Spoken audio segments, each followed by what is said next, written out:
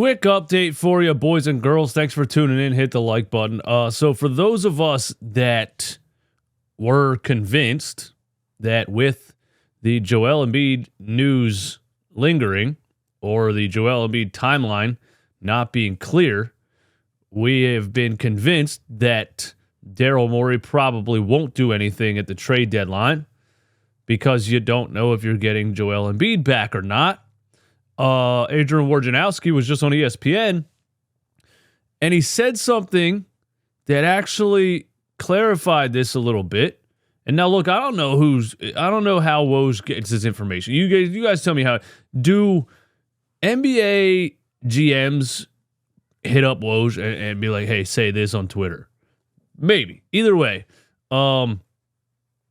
he said something that I find to be a pretty big update on the topic of will the Sixers make a move at the deadline or not, and does it bank on the timeline of Joel Embiid or not? So check it out. Here's what was said on ESPN today by Woj. Let me make sure you can hear this. There we go. Here you go.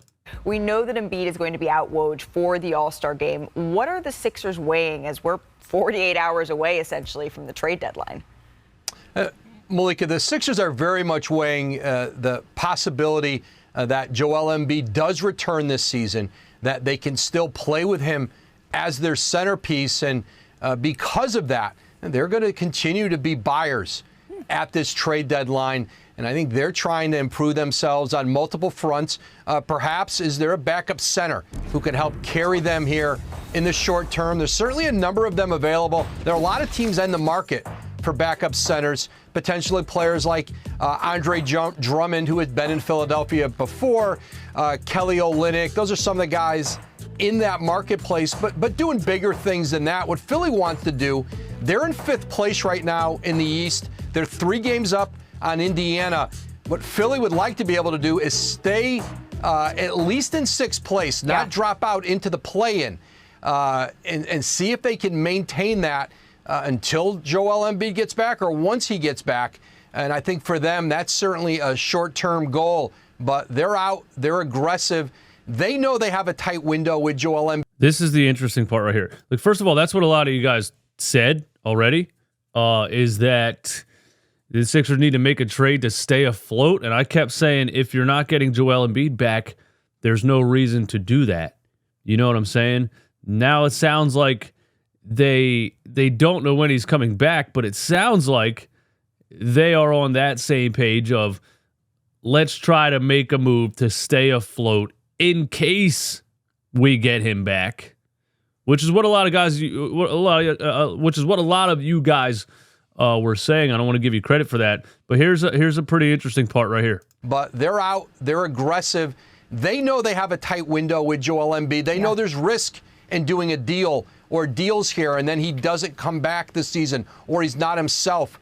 But I think they're willing to live with that risk because they have certainly, the reigning MVP, a player who was on his way to another MVP this season.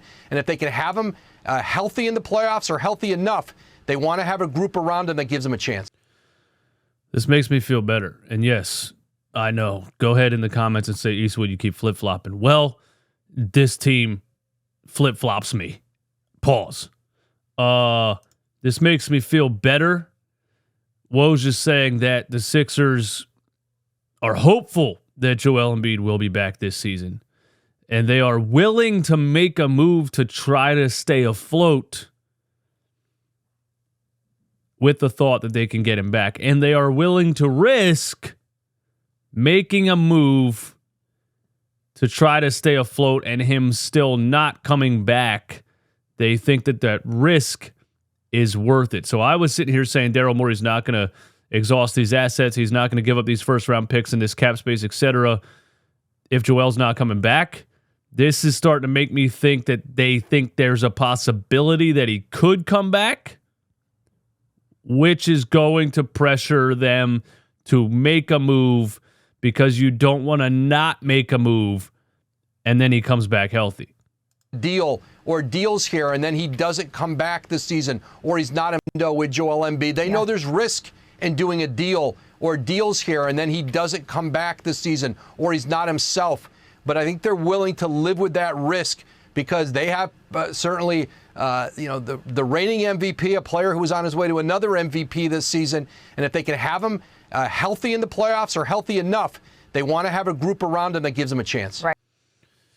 Let me know what you guys think. It sounds impossible to me.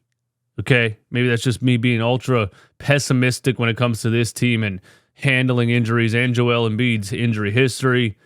It sounds impossible to me, but it's starting to sound like certain people do believe that there's a possibility that he could come back healthy. And so maybe by Thursday, Daryl Morey does make a move for an Andre Drummond, a Kelly Olynyk, or a DeJounte Murray, or a Malcolm Brogdon, or somebody else that helps the Sixers not totally suck while he is out. And then even if he doesn't come back, yeah, they made a move and they didn't get him back, but it sounds like they're willing to take that risk. That's the update, man. Thank you guys for tuning in. I'll talk to you soon.